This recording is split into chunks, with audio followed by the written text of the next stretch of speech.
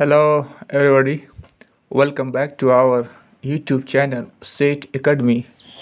Today, we will discuss power sharing, class 10 civics, सत्ता की साझेदारी। पहला क्वेश्चन है, भारत में पंचायती राज संस्थाओं में महिलाओं के लिए कितनी सीटें आरक्षित है? तो भारत में पंचायती राज संस्थाओं में महिलाओं के लिए 33% सीटें आरक्षित है।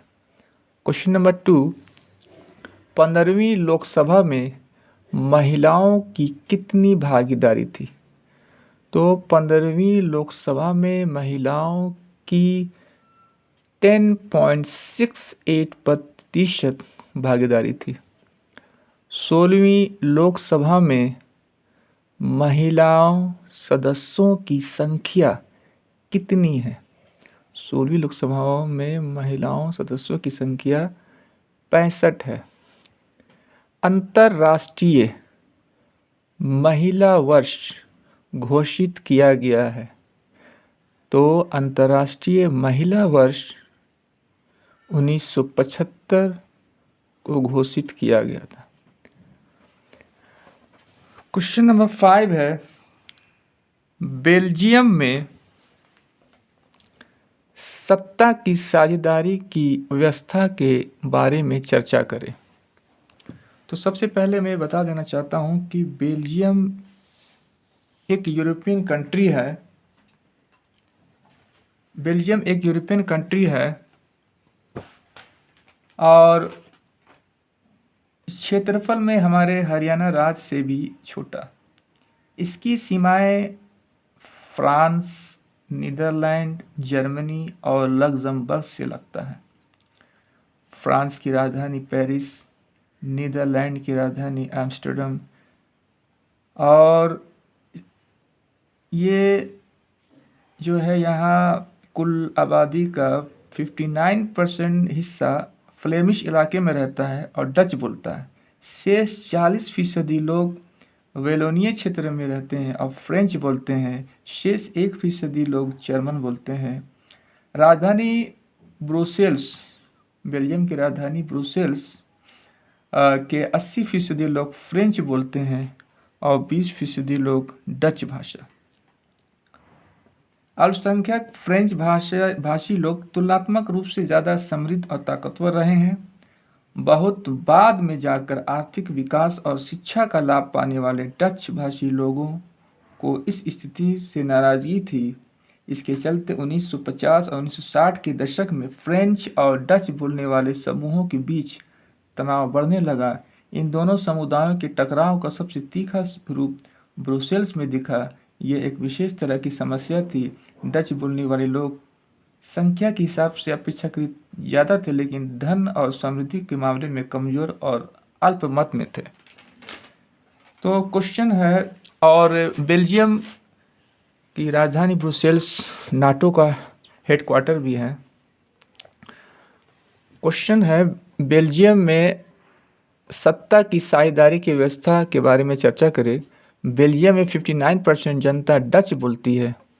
वहाँ फ्रेंच बोलने पर प्रतिबंध है। वहाँ फ्रेंच भाषी को शक, अविश्वास एवं दृष्टि से देखा जाता है। यह प्रतिबंध गृह युद्ध का आधार या आसार बनाता है। डच एवं फ्रेंच भाषा की विभिन्नता सामुदायिक विभाजन का आधार बन जाती है। सत्ता में भी डच जनता का प्रतिनिधि ज़्यादा है। क्वेश्चन नंबर 6 है, सत्ता की साझेदारी क्यों ज़रूरी है? तो सत्ता की साझेदारी क्यों ज़रूरी है? इसका पहला कारण है टकराव को रोकने के लिए। सत्ता की साझेदारी ज़रूरी इसलिए है क्योंकि इसमें सामाजिक समूहों के बीच टकराव का अंदेशा कम हो जाता है। क्योंकि सामाजिक टकराव आगे बढ़कर अक्सर हिंसा और राजनीतिक अस्थिरता का रूप ले लेता है, इसलिए सत्ता में हिस्सा दे देना राजनीतिक व्यवस्था के अस्थायित्व के लिए अच्छा है। बहुसंख्यक समुदाय की इच्छा को बाकी सभी पर थोपना तात्कालिक मतलब एट प्रेजेंट तौर पर लाभकारी लग सकता है, पर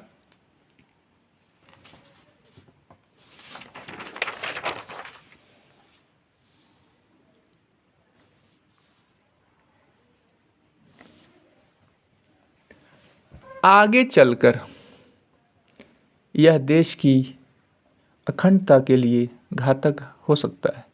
बहुसंख्यकों का आतंक सिर्फ अल्पसंख्यकों के लिए परेशानी पैदा नहीं करता, अक्सर यह बहुसंख्यकों के लिए भी बर्बादी का कारण बन जाता है। दूसरा कारण है लोकतंत्र की आत्मा। सत्ता की साझेदारी वास्तव में लोकतंत्र की आत्मा है। लोकतंत्र का अर्थ ही होता है कि जो लोग इस शासन व्यवस्था के अंतर्गत हैं उनके बीच सत्ता को बांटा जाए और ये लोग इसी दर से रहें। इसलिए वैध सरकार वही है जिसमें अपनी भागीदारी के माध्यम से सभी समूह शासन व्यवस्था से जुड़ते हैं।